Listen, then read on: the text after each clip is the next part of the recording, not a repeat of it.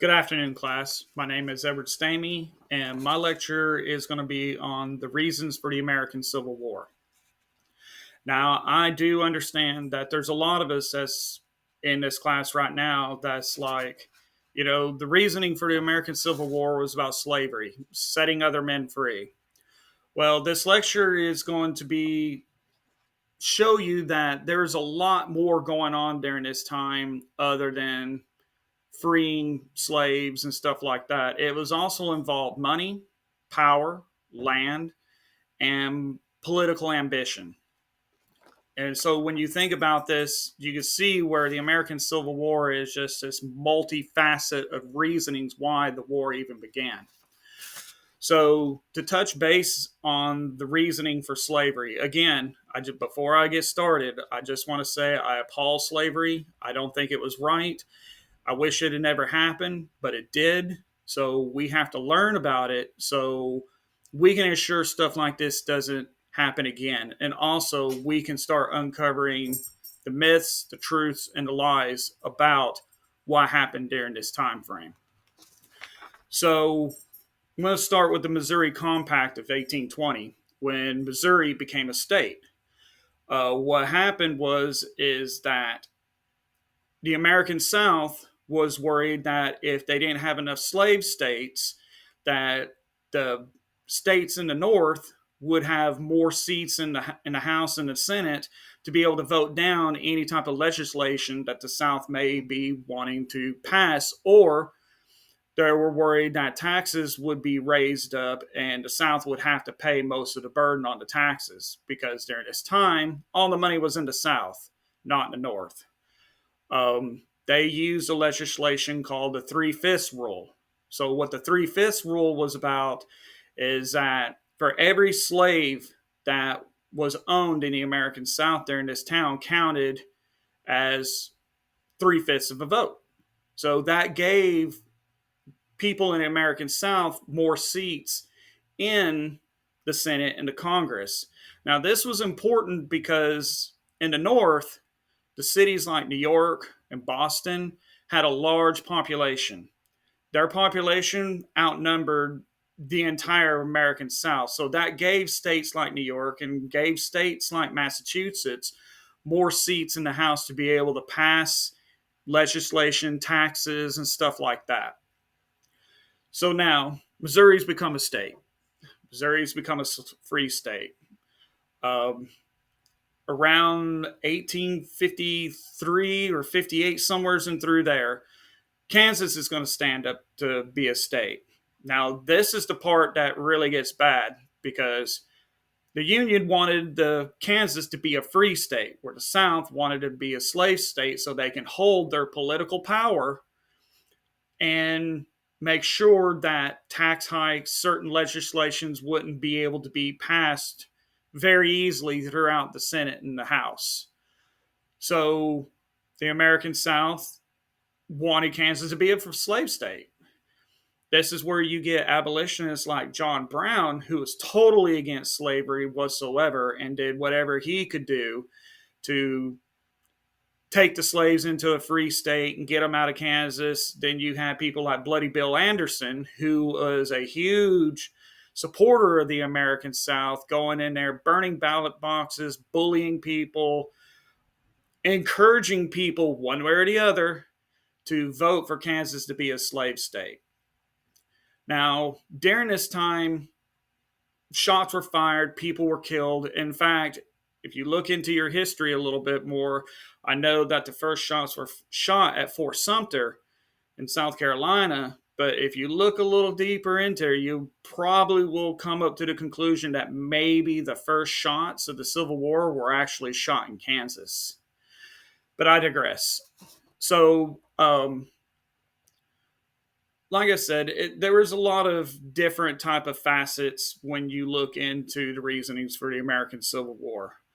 I understand that the popular belief, and this is the main belief that is taught in school, is that it was all about slavery. But again, that wasn't the only reason why. So we have to look into some of the other reasons for the American Civil War. So if you look at it from let's just say the South's point of view. The South wasn't fighting to maintain slaves, in their opinion. They were fighting for their rights to be able to run their states the way they feel they should be ran. Where the North, or the Union states, was trying to preserve the Union and ensure people paid their fair share, meaning taxes and stuff like that. Most of the cotton in the South was starting to be exported out to places like England and France because of tax revenue. And that was really making the Union mad at that time because they weren't getting their fair share of the taxes that they felt that the Southerners owed. This also leads into land.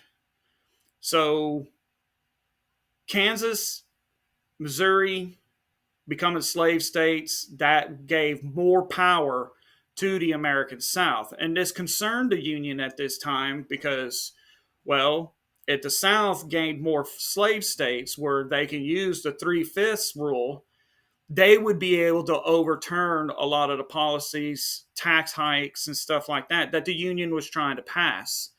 So that had a very bad political shift during this time, which was edging our nation into war. So I want to bring up one other thing. For those of us who's been in the military, or for those of us who's studied military stuff, like myself, I have a master's degree in military history and operations. The one thing I will tell you that is the most strongest weapon that you could ever use in warfare is propaganda. Now, I say propaganda because this is how you turn people to your side. This is how you may keep other nations from allying with others. So during this time, thanks to the works of John Brown and some other people, they were able to turn the opinion of the people in the North, or the people in general who wants to serve for the Union to preserve the Union, convince them that slavery was this moral wrong, that this should not be happening, that we need to fight to free the slaves, which did work. That was a very strong propaganda piece because at this point, you're reaching into people's morality at this point. You're reaching into their hearts and minds and you're telling them, hey, this is morally wrong. Search your Bible, talk to God. You know this is wrong. Where in the American South, their propaganda was the North is trying to, the states in the North are trying to take our freedoms away that we were granted, that we fought for during the American Revolutionary War.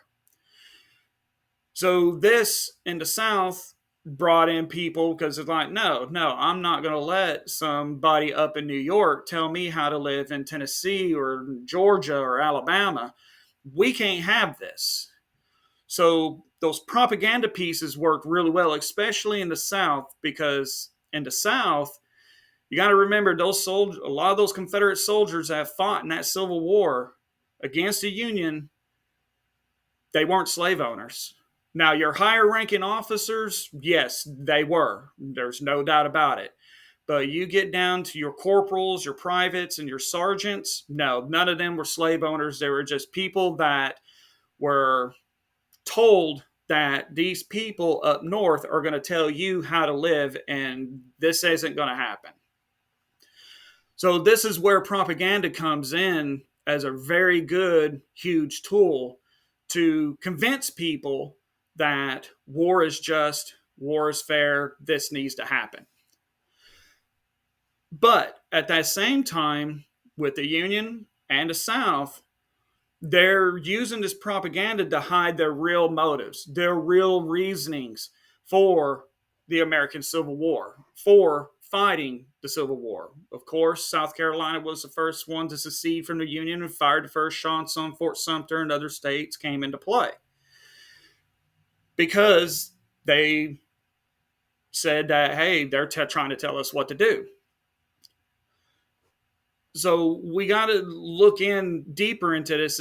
The Civil War, other than slavery, was also based on money, was also built on political power, political status, which side of the country was going to be stronger than the other. But they used the propaganda, the Union used the propaganda of slavery as a huge weapon to be able to bring people in to help fight this war and preserve the Union.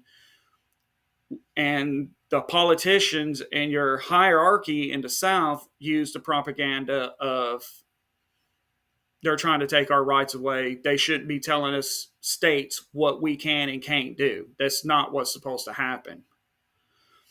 So, be it as it may, those are the reasons for the American Civil War. We also, as future historians, need to realize that every event in history always will have these multi things that's going on, these multi causes that are going on.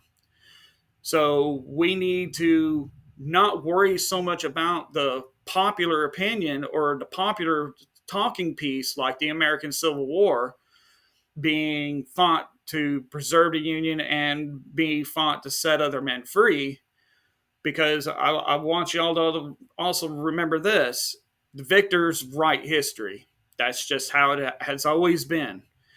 So when we think about the American Civil War, just remember slavery was not the only issue. It was one of the issues, but it wasn't the only issue. There was multi issues to it. There was primarily greed amongst the wealthy and amongst our leadership during this time, and those were some of the main causes of the American Civil War. I appreciate your time. Thank you, and have a good day.